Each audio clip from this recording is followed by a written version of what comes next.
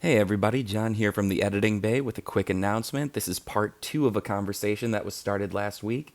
So if you haven't seen part 1 yet, go back and watch that so you have the context for this conversation. All right, thanks guys. Welcome to the CrossCounsel podcast. We believe negative emotions shouldn't run your life. We invite you to take a deep dive into this challenging transformational journey that goes far beyond this podcast. Join Executive Director and expert facilitator Steve Freitag and me, John Crevillian, as we discuss how to deeply experience the love and truth of Jesus. Yeah, even just the other day, Carol had some people in and went through some sessions with them, and after she was done for the day, she came into my office here and she was like, holy cow, that was wild. I'm like, okay, what's up? And she goes, this person, we'll call him Bob, Bob went through a memory that was started up just from hearing a line someone said on the podcast, something pretty inconsequential, but where God took Bob in that session was to this memory he didn't even know he remembered anymore, and Jesus started resolving it right there. And it was something that was so transformational, so pivotally different than the way he's been thinking and the emotions that usually run through him, that he was just sitting there for a while and just going holy cow, this is completely alien to me, this feeling. And it was just more peace. It was letting go of something that he didn't even know he was holding on to, and just feeling that transformation that sometimes comes really slow, but in this case came really fast, and how awesome and faithful Christ was in that. Yeah, amazing. It's so good. Yeah, I think sometimes we think we're just kind of talking on the podcast, and then we say something without hardly thinking at all, and there's somebody out there that says, oh, I need to look at that. Yeah. Absolutely. I've heard some of those. Yeah. I think I've even said stuff and went, oh, maybe I need to deal with that myself. Yeah. It's about your story, right? It's you don't know your story oftentimes because you've been blocked, or some kind of trauma has set it aside, and it's stored in your body, somewhere in your brain, but you haven't put it together. And somebody can talk about that event that happened in your life. It could be something, isn't it true? Something as simple as a dog bite or a bee sting when you're alone at 5 years old, and there's trauma, and it causes some kind of like fissure in your brain. And then someday you hear a screech of a tire, and that's the exact same sound that happened that day. And suddenly you're anxious and you have no idea why. So you need to get reconnected to your story so that you can find healing and put that memory in its proper place and be able to move on. But otherwise you're stuck. Yeah. We tell ourselves a false story. I think that's part. Yeah. So and it's the Lord putting our story back together the right way, because it gets so fissured, distorted, whatever that is. And so then we end up telling ourselves that I'm worthless, or I'm no good, or I can't speak. Then even the conclusions we come to, well, I'm just a shy person. Are you just a shy? And I'm not picking on anybody here, right? I'm just a shy person. Well, maybe there's fear in there that God wants to win us over in our hearts with his love and his truth. Or, that's just the way I'm just loud and obnoxious. Well, maybe, or maybe you never were heard. And so your way of coping with it and how you've told yourself the story is, I have to be loud and obnoxious. And it's almost a subconscious thing, because I just want to be heard. I want to be understood. But in that loudness and in that obnoxiousness, people tune you out there as well. It's like there's so many different distortions to our story. Paul prays in Ephesians 3 that we would be rooted and established in love. Love that surpasses knowledge, so that we may be filled to the measure of all the fullness of God. At CrossCounsel, it's miraculous to watch people transform by the love and truth of Jesus. But some people need a little extra help. We never turn anyone away because of their inability to cover their session fees. Would you be willing to cover that cost for somebody who is looking for freedom from something in their life? We are inviting you to be a part of what CrossCounsel is doing here. Would you be willing to donate to cover someone, bless them, though you've never met them? You can do that today at crosscounsel.com. Yeah, that's right.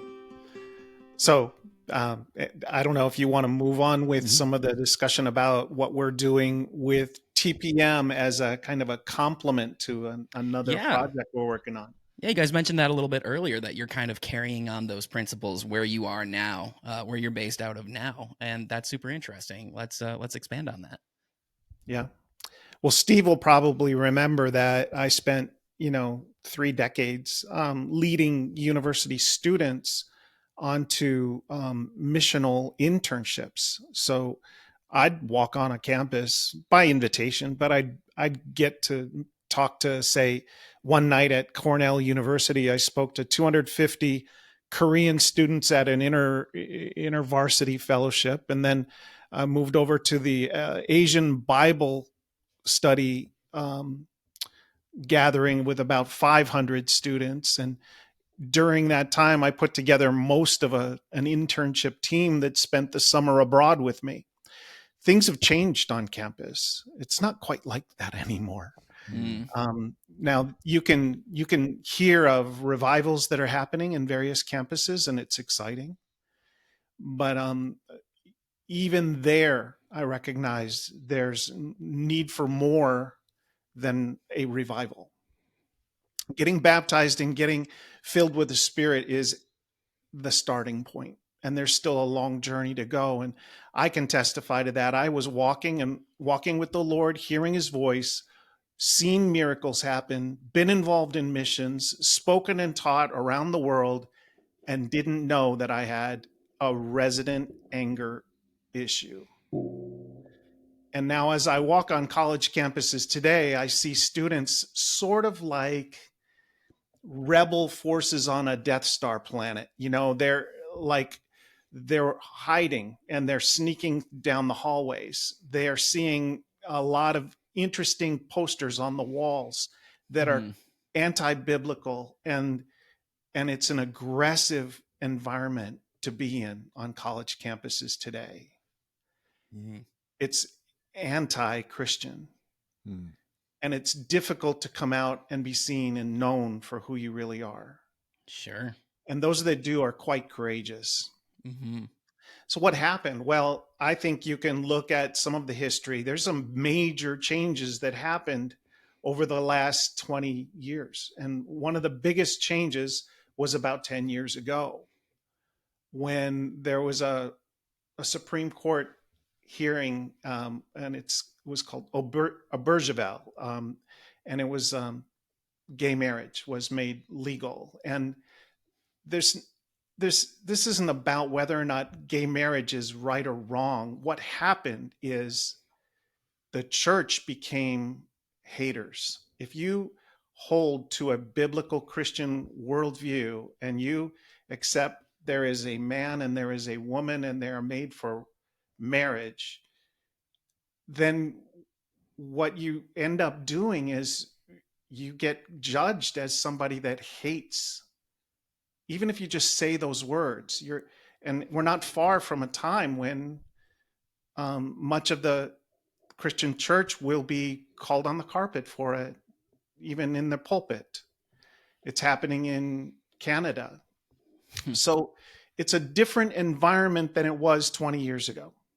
Very different. I mean, even President Obama said marriage is between one man and one woman. And then during his term, things changed. So everybody else went with it, and many churches are going with it. And that's a difficult thing to navigate for a young person who's still not sure who they are yet. And then that's exacerbated by our devices that are in our hands, that, there's a lot of people that are kind of not sure who they are, so they look to TikTok or Instagram to try to find something about their identity. They're not being taught a biblical Christian worldview. They're looking into a different mirror that is telling them who they are, and they're projecting on the world a different identity every other week, and they really don't know who they are. So any trauma that they've had as young people is exacerbated by a culture that is anti-biblical and I think anti-reality, and shape-shifting personalities where you don't know who you are, you don't know your story. And so no longer can I go on a college campus and say, follow the call of God, because you cannot know your calling if you do not know your story. And therefore, we had to pull back and begin to examine the deeper issues before we begin to mobilize, because young people are stuck.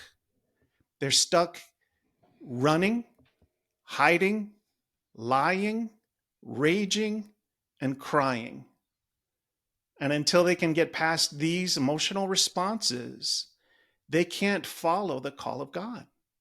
They can't clearly hear his voice about who they are and what God put them on the planet for. It's about identity and purpose. Calling is knowing your identity and knowing your purpose.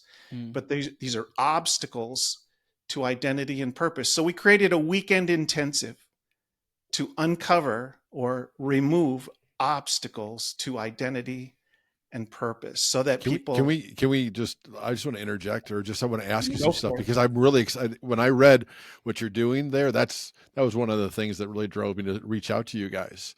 But what you just said is, and John, jump in too. Okay. I look at Jesus. Jesus always had a sense of a starting point with people. Like if you look at that, I think you'll find that in the Gospels with whoever he was dealing with. And so, correct me if I'm wrong, guys, but I think what I hear you saying is 10, 15 years ago, you could assume a certain starting point with the college student. Yes. Yes. And you've had to reset your assumption of what the starting point is. Correct. Exactly. That takes a lot of thought and prayer. And what else? I mean, I had to have some of my own TPM. Really? Okay. It's true. Yeah, Yeah. it's true. Because I had to lay down what I believed I knew and I had practiced for decades. And I had to say, this is no longer valid. I can't just run ahead with this. just when you had it figured out, right? I mean, to put it in those terms, like I think I had a handle on this, and all of a sudden there's been this huge shift, and God's calling me to adapt to be more effective. Is that, Yeah. wow, that's cool. But I had heard about the need to do that for years. Okay. And I thought, well, they're just wrong. Okay. But, we would adapt it to like trying to build like an app or something more mobile, because all young people in their phones. It wasn't from this other angle Okay. that the Lord eventually broke through, and we had a better understanding. Okay. Yeah. All right. Needless So to say, the app didn't work out. Okay. I just wanted to just stop for a moment and really capture what you were saying. Yeah. Wow. Okay. So sorry, interrupted. I'm not sorry. Well, just to go along with this point about where young people are, the world, the education world is shaping culture. They are teaching kids pre-K through 12 and then on into university. And if you go into any school board meeting today or into any classroom today, the undergirding narrative that they are teaching children with is social emotional learning. It's a response to trauma that young people are in. And there are many with behavioral and emotional disorders.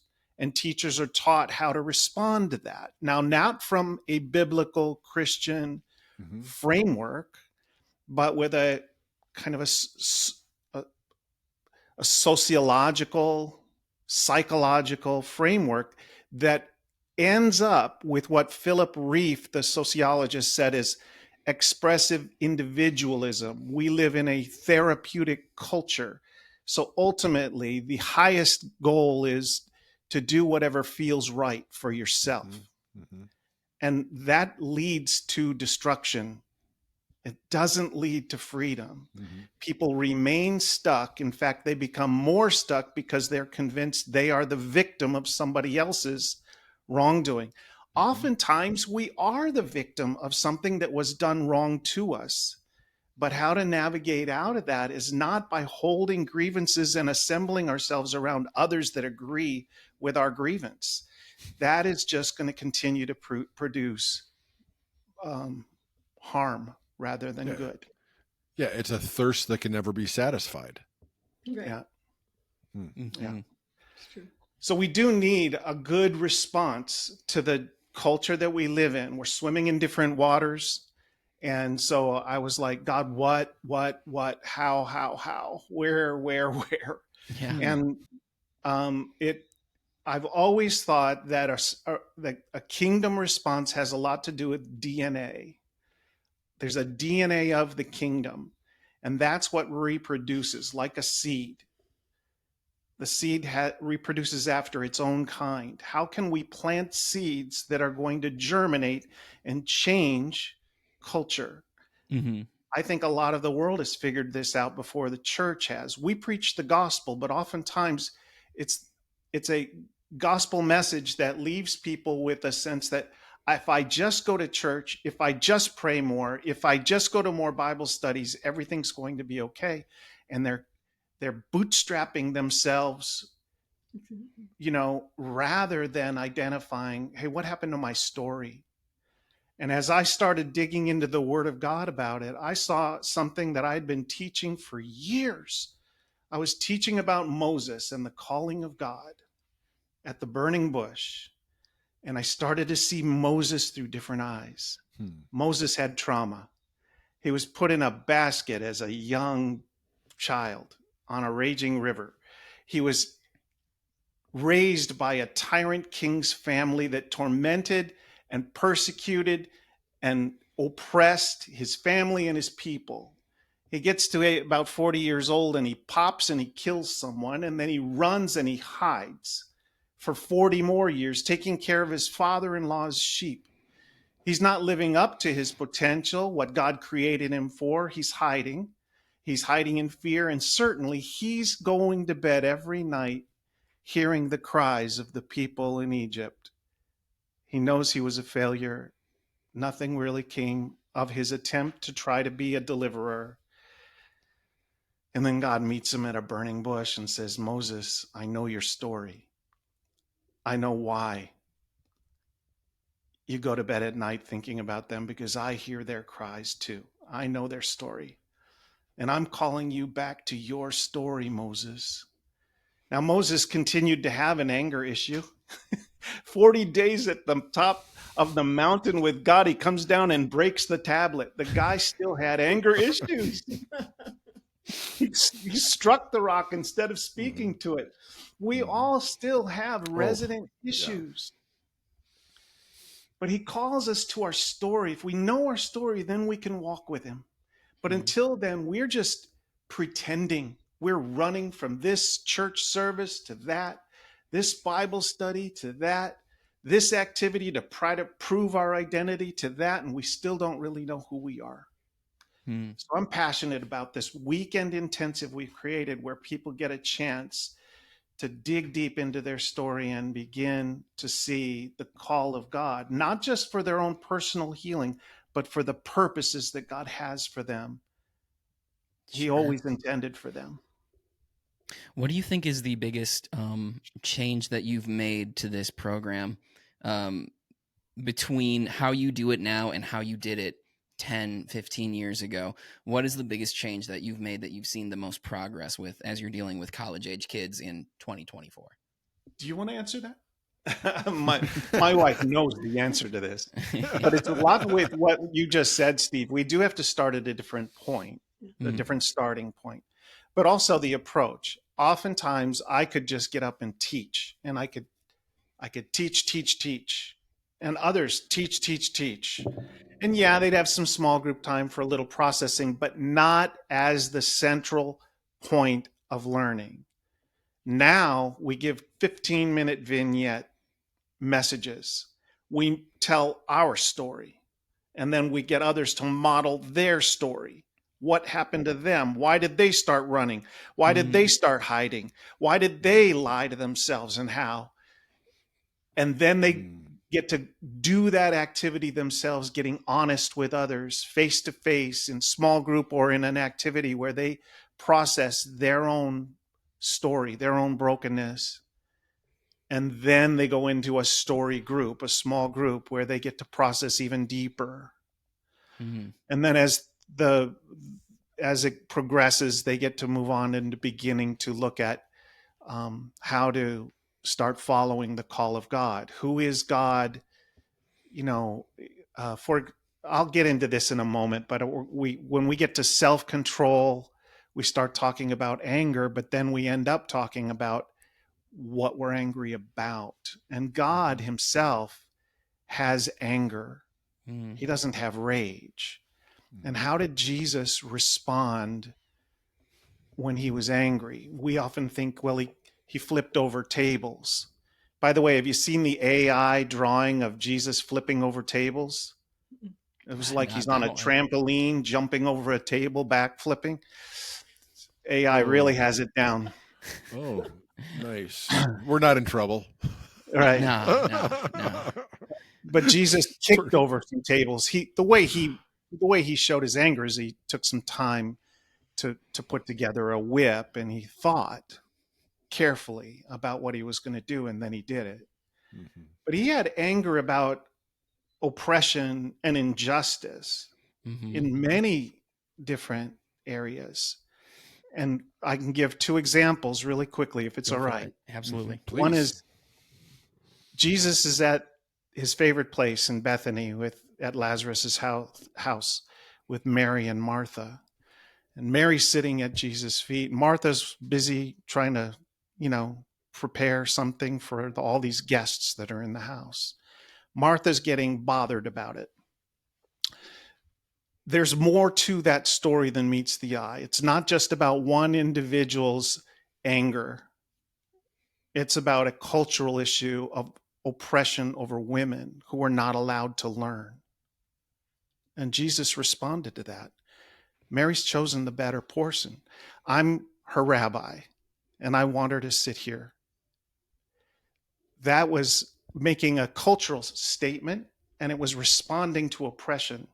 The way Jesus shows his anger is very different than the way we do. There's another example when Jesus went into Jericho, and all these people are lined up, and they're excited to see Jesus. And there's the most famous person in the entire region wearing the richest clothes. He just happens to be short, but everybody knows him. And you cannot tell me that they did not know that he wanted to see Jesus too. They did a silent protest. They were angry that there was oppression going on in their community, and they said, there's no way this rich SOB is going to get a chance to see Jesus. We're going to block him. So there's a protest. And a lot of young people want to protest injustice. And how do they do it? They block roads, some of them. But how does Jesus deal with injustice? He says, hey, Zacchaeus, today we're going to have lunch. They sit down and have lunch. Salvation comes to Zacchaeus' house.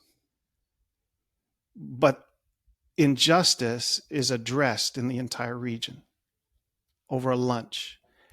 We need to learn how to address our anger, because we have anger. We're created in the image of God, and he's angry too at these things. It's just he responds to them differently. So this is the kind of thing. We're not just talking about healing your own story. It's about how to respond to the call of God. And we walk through that all in one weekend. This has been the CrossCounsel Podcast.